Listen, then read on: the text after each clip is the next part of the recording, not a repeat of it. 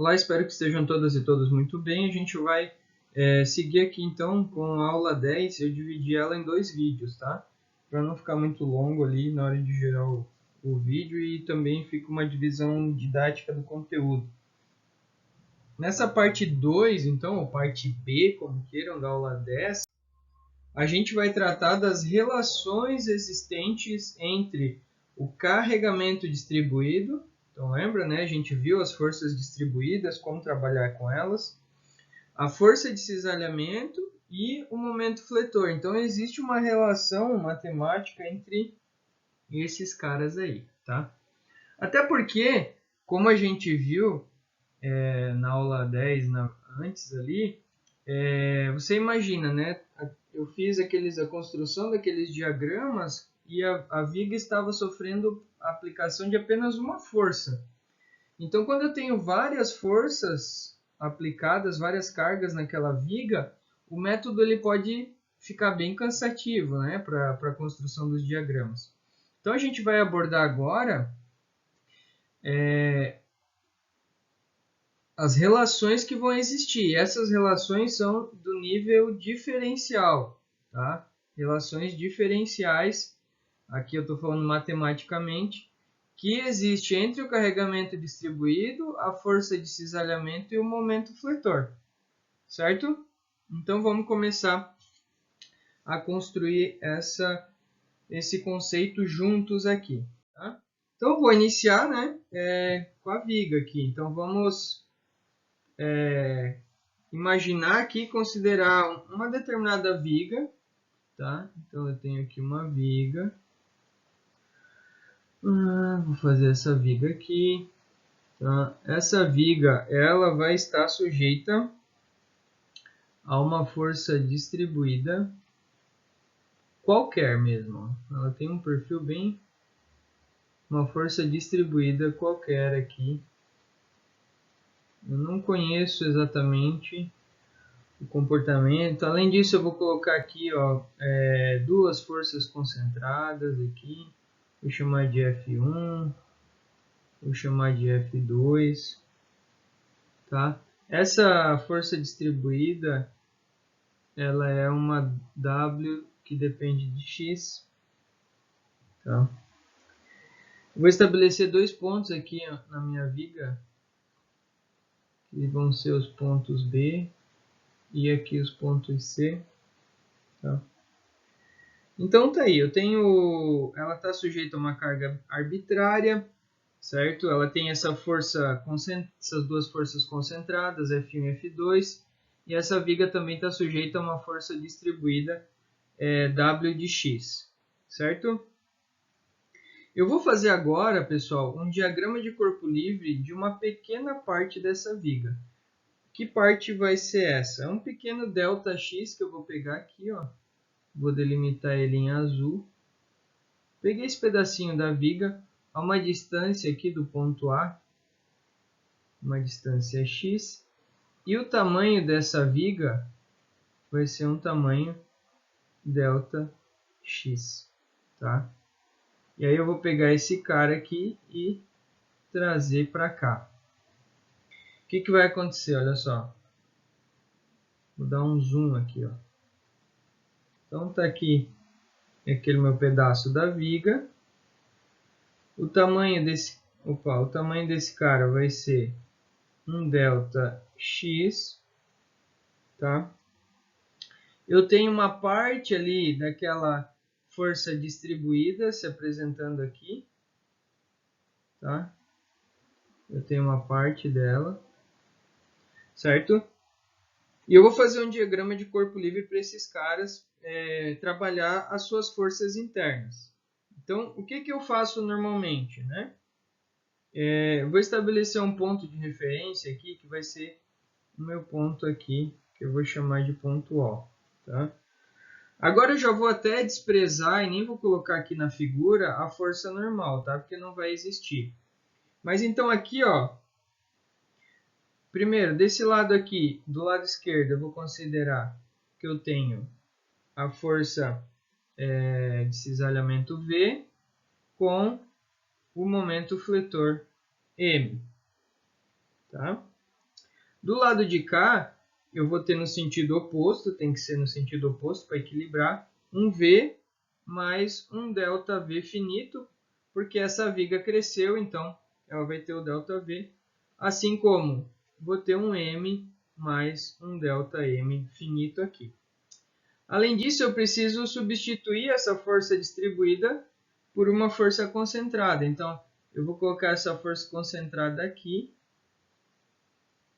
Essa força, né? Supondo, eu não conheço exatamente o comportamento dela, mas ela vai ser um ΔF W de x vezes um ΔX, né? Porque o ΔX é o comprimento aqui da viga.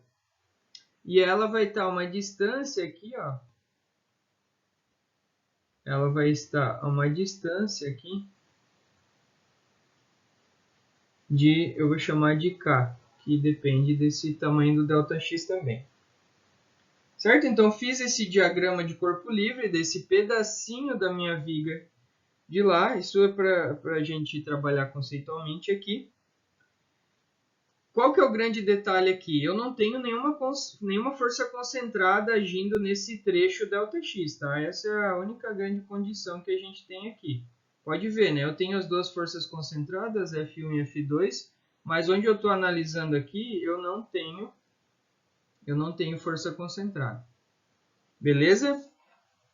Então, tanto o nosso V quanto, ou seja, tanto deixa eu trocar aqui para... Aqui. Tanto o nosso V aqui, né, ou seja, a nossa força de cisalhamento, quanto o nosso momento fletor, do lado direito, eles vão ser acrescidos dessa quantidade finita para manter o equilíbrio, porque a viga cresceu, esse valor aqui ele muda, né? A gente já viu isso quando desenhou os diagramas. Além disso, então, só para complementar, o carregamento que eu tinha distribuído aqui, eu substituí por uma resultante de um carregamento concentrado, né, que atua a uma distância K, que depende, claro, do tamanho aqui. Né? Aqui a gente está trabalhando conceitualmente. Agora, o que eu vou fazer aqui? Eu basicamente vou aplicar aqui, pessoal, as equações de equilíbrio que a gente já conhece. Então, vamos lá, quais são elas? Vamos ver se consigo colocar tudo isso aqui, todas essas informações aqui, que ia ficar bom, né? Bom, a gente tem a somatória de forças em Y igual a zero. Agora, olhando aqui para esse diagrama de corpo livre que eu construí, o que eu vou ter em Y? Eu vou ter o meu V, no sentido positivo, tá aqui. O V no sentido positivo. Vou ter agora essa força concentrada, né? O W, só que essa está no sentido negativo, né? W de x, ΔX. E eu vou ter menos também aqui, pessoal, a tensão de cisalhamento que está desse lado aqui, que deve ser o V mais o ΔV. É isso, né? Tudo que eu tenho em Y, isso aqui vai ser igual a zero. Bom, perceba que o V positivo com o V negativo vai cancelar. E eu vou chegar na seguinte relação. Meu ΔV vai ser igual a W de x vezes ΔX. Olha só, então, ou seja, a minha variação na tensão de cisalhamento, ela vai ser igual à força distribuída ao longo daquele trecho em análise. Então, já tem uma relação agora entre o carregamento distribuído e a tensão de cisalhamento. Agora falta eu fazer somatório de momento. Vou fazer ali com relação àquele ponto O que eu estabeleci, né? Considerando o anti-horário positivo, né? Anti-horário positivo. Vamos lá, então eu vou ter o próprio M. O M está no sentido horário, então ele fica menos M. Aí eu tenho mais o M mais ΔM, que está aqui. No ponto O, o meu W de x aqui, ele vai gerar momento, né? Ó, ele está aqui aplicado, o ponto O está aqui, então ele vai gerar momento, ele vai gerar no sentido anti-horário. Então vai ficar mais W, que depende de x, vezes ΔX, vezes a distância, que é o K, que depende de ΔX também. Agora, o V aqui, ele também vai gerar momento com relação ao ponto O. Esse momento vai ser horário, então ele vai ser negativo. Menos V, que está uma distância, menos V, que está uma distância ΔX. Isso vai ser igual a zero. Fazendo essa conta aqui, basicamente vai sumir aqui. E aí eu vou ficar assim, ó, que o ΔM vai ser igual a menos o meu W de x vezes o K de W de x ao quadrado, mais o V dx, né? ΔX.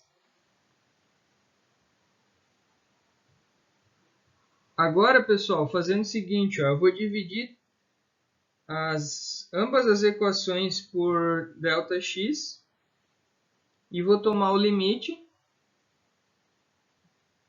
do ΔX tendendo a zero. Então, vou fazer o limite do ΔX tendendo a zero, né, depois de dividir tudo por ΔX. Quando eu faço isso, eu vou chegar numa relação que é a seguinte, ó, dV dx vai ser igual a menos W de x. dV dx é igual a menos W de x. Ou seja, o W de x para a gente era o quê? A equação, deixa eu pegar aqui o laser. Eu esqueço e às vezes fico passando a caneta na tela, mas a caneta vocês não enxergam, né? A ponta da caneta. O W de x era o quê? O W de x é a força distribuída naquele trecho. Então, agora eu estabeleci aqui primeiro uma relação entre o W de x e a tensão de cisalhamento. Então, a primeira derivada, né, da tensão ou da força de cisalhamento é igual ao negativo da força distribuída, da carga distribuída. Então, a inclinação no diagrama é o quê? A primeira derivada, né? É igual ao negativo dessa função. Ao negativo dessa função. A gente consegue também analisar a equação do momento aqui, ó. Quando eu dividir tudo isso aqui por ΔX, tá? Vai sobrar aqui para mim que dm dx é igual a V. Ó, então existe uma relação entre a tensão de cisalhamento e o momento fletor, que é uma relação através da primeira derivada. Ó. Quando eu derivo a função momento, eu encontro a tensão de cisalhamento. Repetir. Quando eu derivo a função que representa o momento fletor, eu encontro a tensão de cisalhamento. E quando eu derivo a tensão de cisalhamento, eu encontro, ou é igual ao negativo da carga distribuída. Então, a inclinação da curva no diagrama do momento fletor, aquele que a gente construiu já fazendo os diagramas, é igual à força do cisalhamento, certo? E além disso, vale ressaltar, se uma força de cisalhamento é nula, isso indica que um ponto da força de cisalhamento é igual a zero, certo? E aí é onde eu tenho um ponto de mínimo ou um ponto de máximo, tá? A teoria é essa, né? Agora eu vou fazer com vocês aqui um exemplo. Deixa eu pegar um aqui. Um exemplo para a gente trabalhar este aspecto aí bacaninha. Esse aqui é legal. Deixa eu ver o negócio.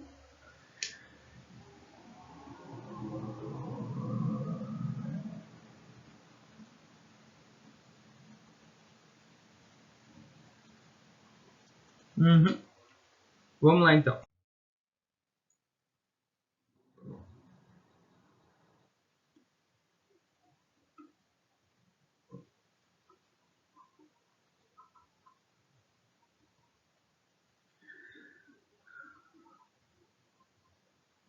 Ó, eu tenho o Naviga.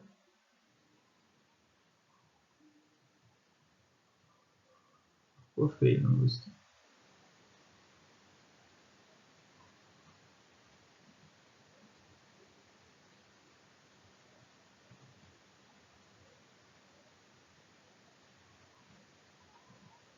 Essa viga possui uma carga distribuída ao longo dela toda. Aqui eu tenho 20 kN para cada metro. Beleza? Então, primeira coisa, o diagrama de corpo livre. Diagrama de corpo livre. AY, BY. E aí eu preciso transformar essa carga, que é uma carga distribuída, numa carga concentrada. Isso aqui é um retângulo. Eu sei que vai ficar bem no meio aqui. Bem no meio aqui. Lembra? F é igual a Q vezes A. O Q é a força e o A é a distância. Então, F é igual a 20 vezes 4, que será igual a 80 kN. Eu posso substituir essa força distribuída por uma força concentrada aqui, de 80 kN. Consigo calcular aqui as reações de apoio. Reações de apoio. Somatório de forças em Y igual a 0. AY mais BY igual a 80. Somatória de momento com relação ao ponto B igual a 0. Aqui eu tenho 4 metros, então fica AY vezes 4, negativo, mais 80 vezes 2, positivo, igual a 0. Então, vou ficar 160 dividido por 4, AY dá 40 kN. Logo, BY também dá 40 kN. Então, eu já posso botar aqui 40. Ô, louco. E eu posso botar aqui 40. Aqui eu já vou deixar espaço para os delagramas.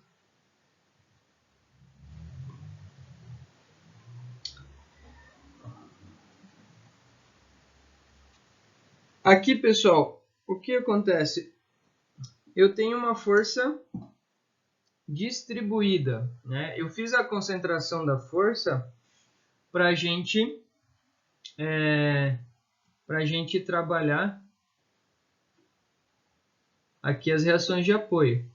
Para eu fazer aqui a análise e construir diagrama, a força está distribuída. Então, eu vou ter uma seção.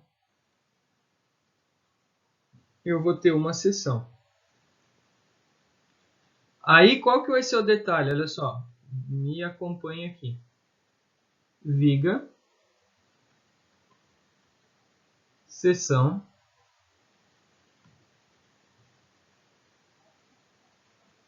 (40 kN).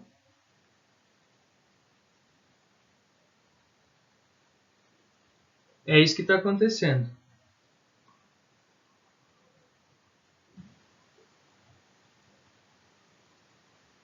V e M. Aqui tem 20 kN para cada metro.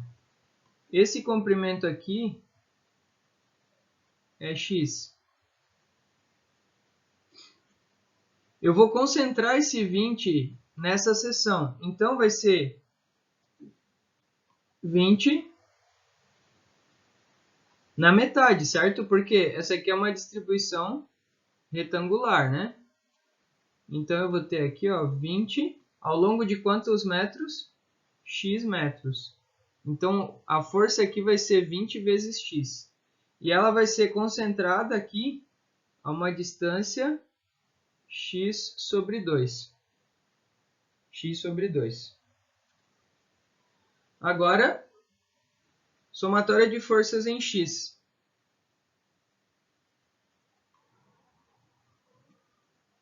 Perdão, somatória de forças em y igual a zero. O que eu tenho em y? Menos v daqui, mais 40, menos 20x, que é a força concentrada aqui, igual a zero.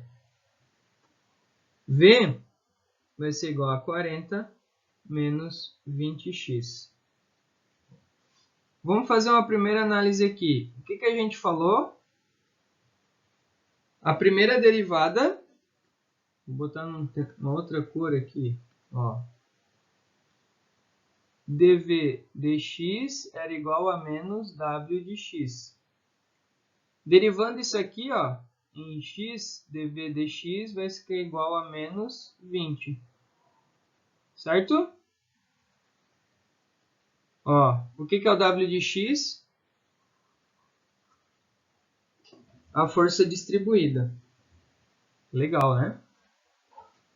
Legal. Então, se a gente integrar essa força distribuída, a gente chega, né, ao longo do trajeto, a gente chega no V também, dá para fazer o caminho contrário. Agora vamos fazer somatória de momento, aqui, né, com relação à seção da viga ali. Seção 1 igual a zero. Então eu tenho o próprio M, que ele já é no anti-horário, ele vai ser positivo. Depois eu tenho o 20x, também vai ser positivo. E ele está a que distância? X sobre 2.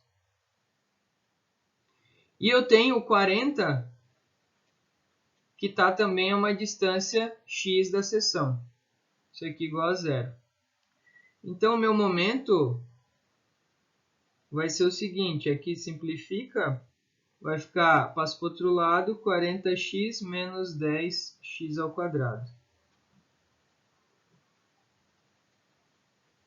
Olha só, o que a gente falou ali também, que dm dx é igual a v. Então, se eu derivar essa equação, eu tenho que chegar na equação aqui do v. Vamos botar aqui, ó. dm dx é igual. 40x fica 40 e 10x ao quadrado fica 20x. Show de bola. Agora, para terminar de construir aqui o diagrama, eu tenho que trabalhar o intervalo do x, tá? O intervalo do x. Quando x for zero, é zero, né? E quando x for quanto? Esse intervalo. Aí que tá. Aqui tem um detalhe. A gente vai extrair esse valor do x porque essa força ela está ao longo de toda a viga, tá? Então, de onde eu vou tirar esse valor de x? Eu vou tirar aqui do gráfico. Como que eu vou fazer isso? Veja só, gafanhoto. Vamos construir aqui primeiro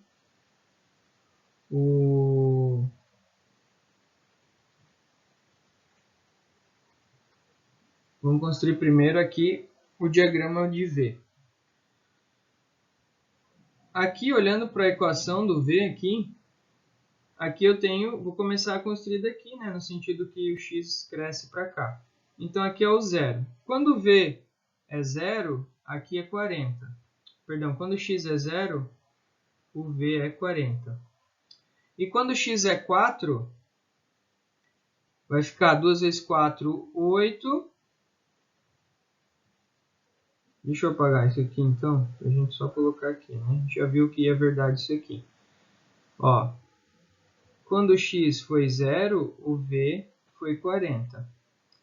E o comprimento total da viga aqui ela tem 4 metros. Então, quando o x foi 4, o v foi, ó, 2 vezes 4 menos 80 ficou menos 40. Então, ele foi de mais 40 para menos 40 aqui. E em algum ponto, ele cruzou o eixo x. Bora, pessoal. Isso aqui é uma equação de reta, né? Para eu achar a raiz, é só eu igualar isso aqui a zero, né? Quando v for zero, eu encontro o valor de x. Nesse caso aqui vai ser em x igual a 2, certo? Ou seja, se v é zero, é o ponto onde a reta cruzou o eixo x. E aí tá aqui, ó. Tá aqui é fácil, vamos tentar fazer, né? No quadro branco lá na Udesc fica melhor. Aliás, é verde o quadro, né? É verde e tem linhas. Certo? Então aqui está o lado positivo e aqui está o lado negativo. Ou seja, esse é o gráfico do comportamento da viga para o momento fletor. Então ele cruza aqui, ó, quando eu tenho v igual a 0 e o x é 2. Ah, então o que eu vou fazer? O x aqui embaixo é o x igual a 2 nessa equação. Por quê? Isso aqui é uma equação de segundo grau, né? Então é uma parábola. Eu sei que ela, como o x ao quadrado é negativo, a concavidade dela seria para baixo, mas como a gente monta invertido, ela fica com a concavidade dela para cima. Vamos lá. Se eu jogo aqui o x ao quadrado e se eu jogo o valor de x igual a 0, eu tenho esse ponto aqui, né? Ó, x0, isso aqui tudo é 0, então tá aqui.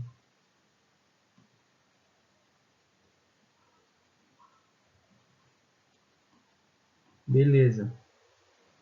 Quando o x aqui é 4, ó, aqui fica 40 vezes 4, 160. 4 ao quadrado, 16. 160 dá 0 também, tá aqui. E quando x for 2, olha o que acontece. Aqui vai ficar 80 menos 40. Então, quando x é 2, o meu m é 40 kN vezes metro. Então, cortou ali, eu vou só agora finalizar aqui, bem no final, que é a montagem dos diagramas a partir da equação, né? Então, a gente viu ali, ó. Vou fazer assim. Eu tenho a viga.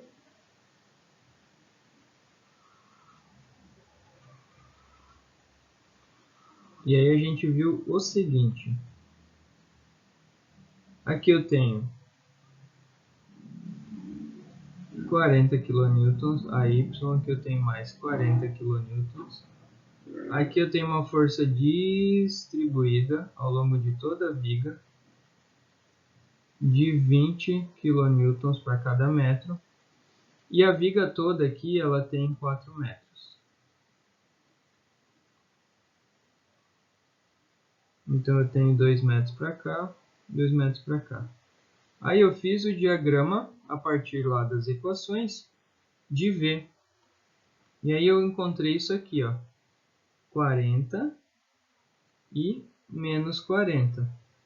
E quando V igual a 0, que é no x igual a 2, ele cruza aqui. Então ele fica com essa carinha aqui. Aqui positivo e aqui. Então esse seria o diagrama da tensão de cisalhamento. Agora, aqui eu tenho uma equação de segundo grau. Uma equação de segundo grau é uma parábola. Então, só para colocar aqui, a gente chegou aqui que em V era 40 menos 20 vezes x. Quando v igual a zero, isso implica que eu vou ficar com menos 40 igual a menos 20x, x igual a 2. Esse 2 eu vou aplicar aqui, né? Porque o m ficou igual a 40x menos 10 vezes x ao quadrado. Quando x foi 0, o m foi 0. Quando x foi 4, o m foi 0. E quando x foi 2, que é a raiz aqui, o meu m foi 40 kN vezes metro. Então aqui, ó, eu vou ter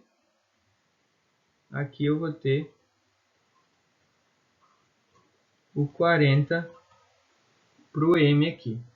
E aí eu vou ter essa situação aqui, 0, aqui 0, e aqui eu peguei essa raiz, projetei para cá, e aí ele fica assim, ó,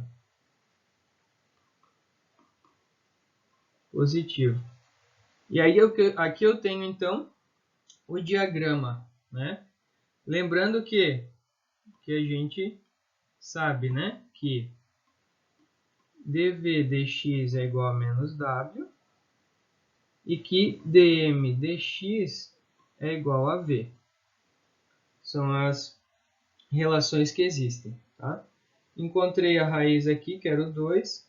Essa aqui vai ser aplicada na equação, né? Porque como não é uma reta, é uma parábola, não é uma equação de segundo grau, ela tem as suas raízes. E aí eu tenho que encontrar ali o ponto de máximo, né? Na verdade é o ponto de máximo da função, né? A raiz de v. Certo? E aí com isso a gente então encerra também esse ciclo, encerra essa parte do conteúdo.